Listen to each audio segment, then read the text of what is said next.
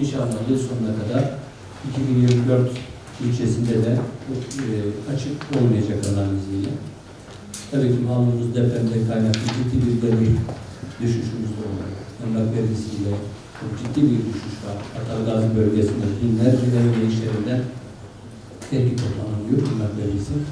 Haliyle bir de bir gelir kararmasına sebep oldu. İnşallah umuyoruz ki 2025 yılını mali disiplinini bozmadan Allah'ın izniyle sürdüreceğiz ve bu tahmini bütçeyi ne kadar bir disiplinle sürdürürsek gider gelir dengesini bozmadan Atalgazi'mize hep birlikte hizmet edeceğiz.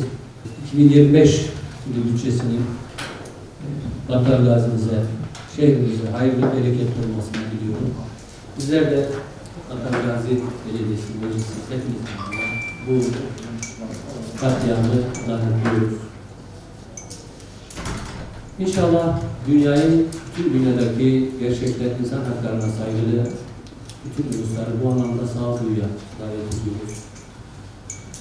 İnşallah tüm dünyanın sağduyulu, demokrat insan haklarına saygılı ülkelerin ağız birliğiyle, iş birliğiyle bu katliama son verir.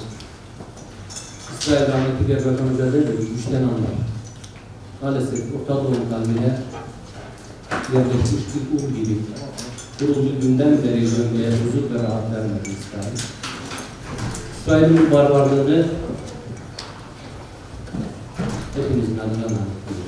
Rabbim fırsatlarımızı katlettikleri binlerce masum çocuğa adına Allah'tan rahmet diliyorum.